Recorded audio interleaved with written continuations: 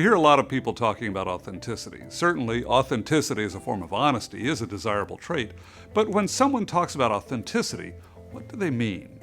Dictionary.com defines authentic as not false or copied, genuine, real, reliable, trustworthy. Well, like many other words, authentic has become a fad word and as such is at risk of losing its meaning. Think of words like awesome, cool, and more recently, epic. Authenticity can take many forms. We can be authentic with ourselves, our family members, our friends, and our colleagues at work. In this video, I'm talking about authenticity in the workplace with our colleagues, our customers, and our end users and our professional associates. Social media gurus, many of them self-anointed, proclaim the importance of being your authentic self.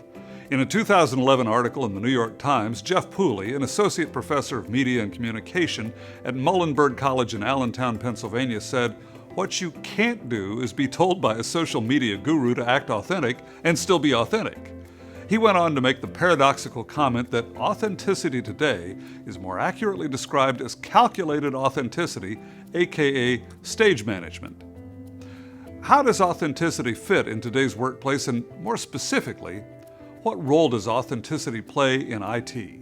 Additionally, is it possible to go too far with authenticity, especially in the workplace? Many of us have called customer service and realized that the agent was simply reading a script. It would be comical if it weren't pathetic to hear some poor customer service agent or technical support person reading, "I apologize for that. I can assure you I'm going to take care of it for you." This is a classic case of the absence of authenticity. It's obvious to the customer and frankly disrespectful and insulting. In survey after survey, respondents say when they call customer service or technical support, the most important result they're seeking is to have their problem solved and to be treated respectfully. At the same time, I've had tech support reps tell me that they have to be true to themselves, that they can't be someone they're not. Well, successful people understand that different situations call for different language and different behavior. For example, we dress differently to attend a wedding than we do to play softball. Members of the wedding party dress differently than the guests. In a job interview, if you're smart, you dress up and speak differently to the interviewer than you do to, say, your friends at a bar. People who want to be successful tailor their appearance and communication style appropriately to the situation and the people with whom they're speaking.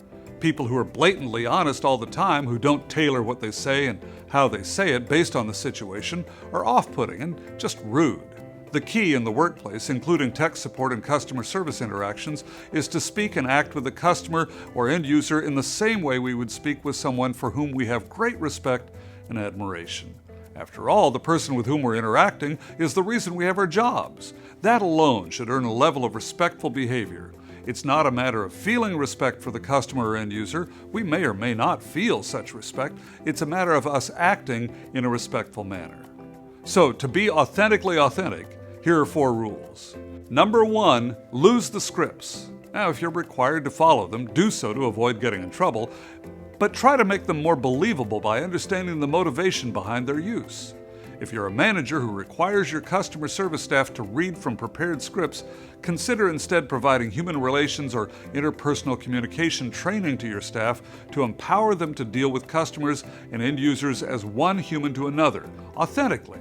It's okay to have scripts as examples of how you hope customer and end user interactions will play out, just don't require your agents to follow them verbatim. Number 2, in the workplace, use a more conservative style of communication. Incorporate good manners using please and thank you, no sir, and yes ma'am. Number 3, limit apologies to situations where they're appropriate, such as where your company or department made a mistake, or in the case of the failure of a product or service provided by your company or department. Make an apology when you realize one is called for, and again at the end of the call or session, but don't keep apologizing over and over. When you do, you lose credibility, and frankly, you're wasting everyone's time. Number 4, tailor your communication style and dress to the situation. People dress differently in a law firm than, say, at a surf shop, and they speak differently too.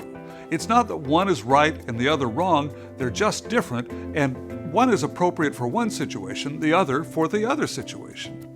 Think before you speak. Ask yourself before speaking if what you're about to say will help or hinder the situation at hand. If it's not going to help, don't say it. For more ideas on how to improve communication and customer service skills, bring my one-day IT customer service training seminar on site to your location for your group, small or large. Visit www.doncrawley.com for the course description and outline. Or pick up a copy of my IT customer service book, The Compassionate Geek: How Engineers, IT Pros, and Other Tech Specialists Can Master Human Relation Skills to Deliver Outstanding Customer Service, available in Kindle and paperback editions through Amazon and other resellers. Being authentic doesn't mean saying everything that's on your mind. It means being genuine, reliable, and trustworthy, all desirable traits. In fact, I hope when people think of you and me, they use words like genuine, reliable, and trustworthy. I'm Don Crawley. I'll see you next time.